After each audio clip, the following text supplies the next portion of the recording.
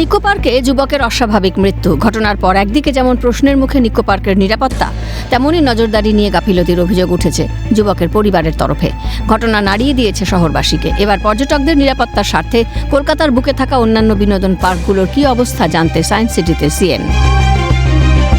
প্রশ্ন উঠছে, শহর কলকাতার অন্যান্য অ্যামিউজমেন্ট পার্কগুলিতে নিরাপত্তা ব্যবস্থা ঠিক কতটা রয়েছে, আর তা জানতেই আমরা পৌঁছেছিলাম একেবারে সায়েন্স সিটিতে। সায়েন্স সিটির অন্যতম আকর্ষণ হচ্ছে এই রোপওয়ে, যে রোপওয়েতে নিত্যদিন বহু মানুষ সাওয়ার করেন।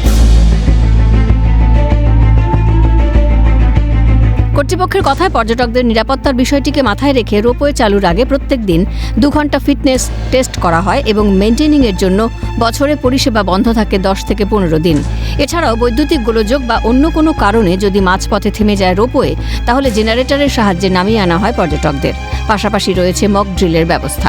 টিকিটিং চালু হওয়ার আগে 2 ঘন্টা 2.5 ঘন্টা আমাদের মেনটেন্যান্স হয়, পুরো একদম টোটাল কেবিন থেকে নিয়ে গ্রিপ থেকে নিয়ে রোপওয়ে যত আছে, যত রকম সিস্টেম আছে রোপওয়ে, হ্যাঙ্গার গ্রিসিং আমাদের করা হয়, কোনো সময় গ্রিসিংয়ের প্রবলেম আছে, রোপওয়ের আমাদের তেল ফেল দেওয়া হয়, মানে এক এক দিন এক এক রকম হয়।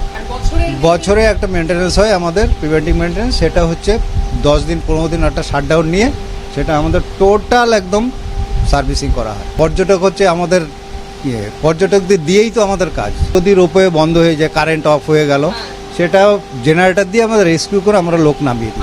और उनका अपना मॉक ड्रिल रहता है। अच्छा। They have a schedule, like कुछ भी हो जाने से कैसे वो बिस्तर को उतारेंगे, अगर ऊपर अटका है तो उसको कैसे लाना है, तो मॉक ड्रिल करते हैं। रूटीन कुछ एक फ्रीक्वेंसी में उसको मॉक ड्रिल करते हैं। अच्छा, हम हर कोने में हमारा सिक्योरिटी रहता है। आप देखें तो जहाँ पे एंट्रेंस गेट रहता है या एग्जिट गेट रहता है, और जितनी भी हमारी गैलरीज हैं, हर जगह में सिक्योरिटी का पोजीशन एक रहता है। তাছাড়া রোপওয়ে চালুর শুরু থেকে শেষ পর্যন্ত ওয়াকিটকির মাধ্যমে রাখা হয় যোগাযোগ। কোনো ঘটনা ঘটলে দ্রুততার সঙ্গে যাতে যথাযথ ব্যবস্থা গ্রহণ করা যায় সে বিষয়ে তৎপর কর্তৃপক্ষ। পাশাপাশি পার্কের প্রতি কোনায় কোনায় রয়েছে নিরাপত্তা রক্ষী। এছাড়াও আপৎকালীন পরিস্থিতিতে প্রাথমিক চিকিৎসার জন্য রয়েছে ফার্স্ট এইড কাউন্টার। তত্ত্বাবধানে থাকেন একজন নার্সও।